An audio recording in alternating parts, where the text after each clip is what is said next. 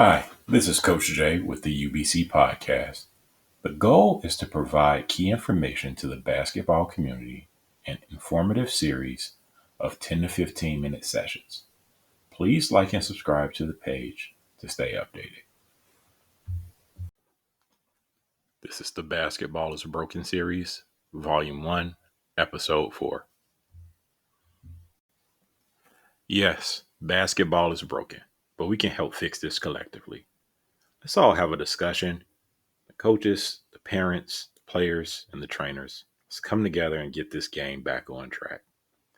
First and foremost, coaches, let's have a game plan and an honest conversation on how you see the player developing or if it's just better to let them go. As a coach, it's a lot of things that you can do to stop the bleeding, right? Let's take a time out and pick a program you respect and partner up with them. I'm not saying anything as far as dividing what you're getting as far as income, but I am saying practice one day and find out a day to scrimmage with a program the next day.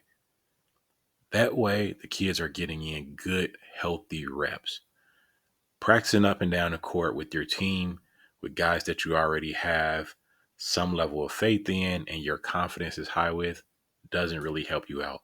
Let's get these kids in some uncomfortable situations in a comfortable setting where you can give them what they actually need. A lot of these kids would benefit from situationals. Another big thing we need to do is stop teaching positionless basketball. Stop teaching 5-out basketball. Stop teaching just isolation basketball and start teaching true offensive and defensive concepts and principles.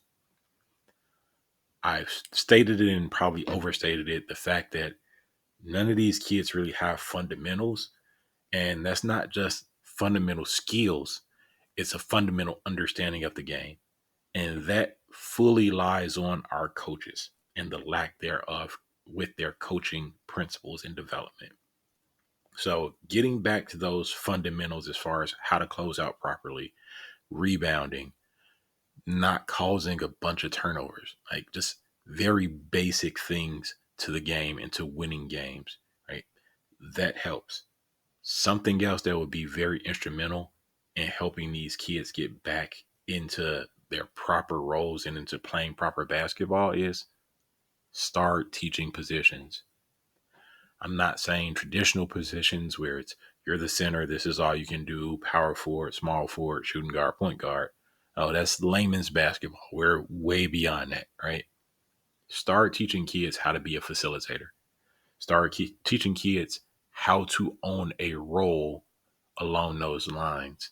So being a facilitator, being the guy that's doing floor balance, being a glue guy, being a dirty work guy, being a 3-and-D guy, just whatever position a kid is going to flourish in, start teaching them how to play the game according to that position and how it's going to help your program out. Parents, the best way you can help your kid out is to stop living vicariously through them. Either you played the game or you didn't play the game. Your time has come, your time has passed. One of the things I say to my son all the time is, my last game of meaningful basketball has come and went.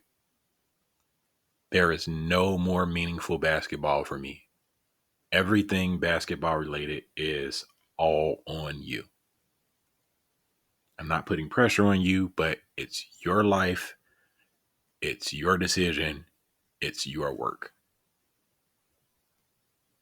These kids aren't asking to be held back. If I hear about another freshman phenom that's 16 or 17 years old, all of my faith in the game is going to go bye-bye. Sincerely. You're not a phenom at 17 years old playing against kids that are 14, just turning 15. You're not a phenom. You're a holdback. Parents, let's start listening to coaches when they say that your kid has weaknesses or holes in their game. And before you try and hold the coach to a higher standard, Let's hold ourselves accountable.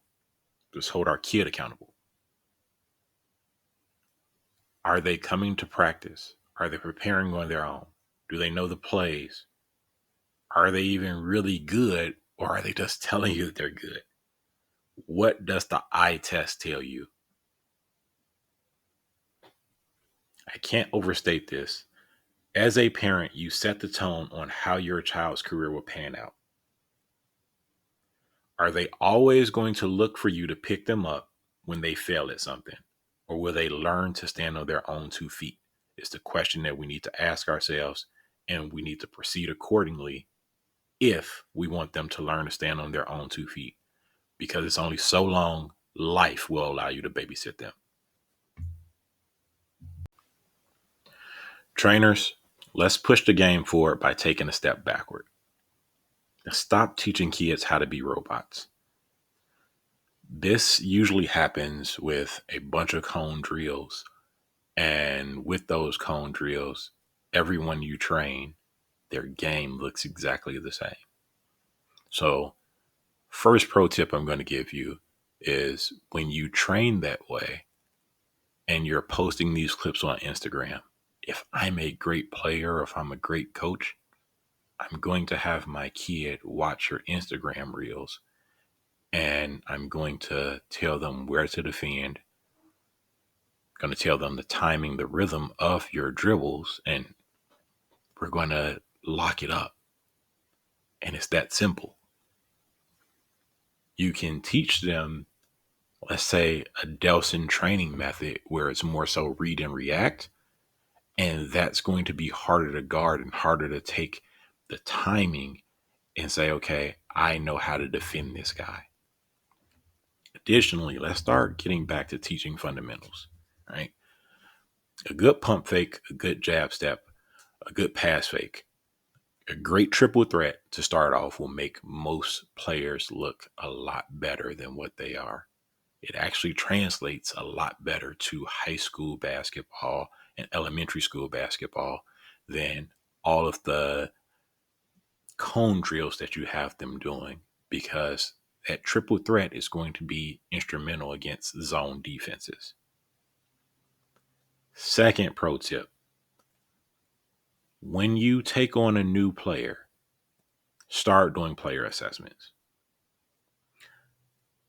From that player assessment, you're going to provide a baseline to the parents. It makes you look professional, and it also gives tangible results to the parents. An example of a baseline would be you have a player take a couple free throws, take 10, so you can give them their percentage. Within 2 to 3 months, that free throw percentage should go up.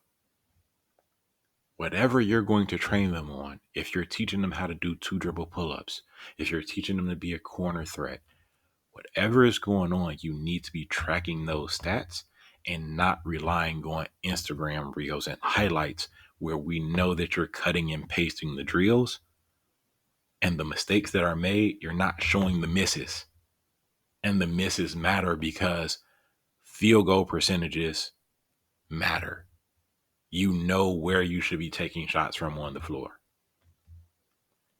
So creating a training plan from that baseline assessment is going to be instrumental to help getting these kids better and ready for coaches. And it's going to show parents and gain that trust back in basketball and the basketball community. Let's help everybody get better, guys. Last but not least, I'm speaking to the players. Be you, not who everyone else hopes for you to be. Being true to your game allows you the freedom to have love for the game, even if things don't pan out. Have some pride, but check your ego. Being coachable allows you to go further than being a headache.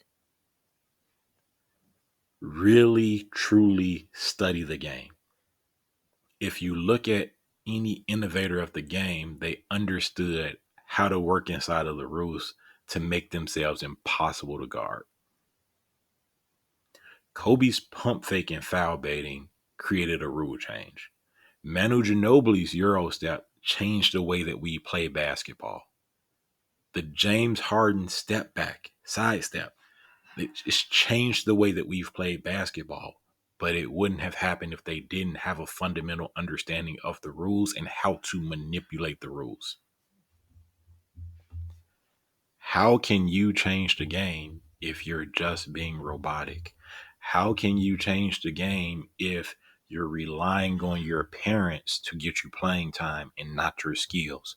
How can you change the game if you're going to a trainer that's going to train you to look like everybody else that's not making it? Let's be honest here. If we look at most of these situations, these trainers aren't the trainers of guys that are NBA players before they made it to the NBA. It's after they made it to the NBA. These coaches aren't coaches of guys that, oh, I'm sending guys to the NBA. If you look at a lot of NBA players, high school coaches, yeah, those guys were really talented, but a lot of them came from and were coached in systems where they learned fundamentals, where they were held to a standard, where the burden was on the player.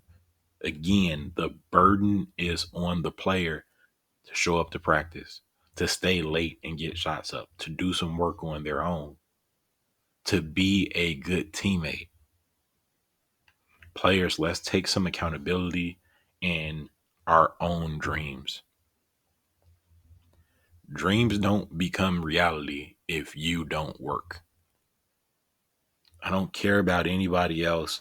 Like, I definitely was talking to parents, definitely talking to coaches, definitely talking to trainers, but who matters most in making basketball a sport that we all love and we all can have fun with is for the players to take the game back and for players to make sure that the game is growing correctly. Be great.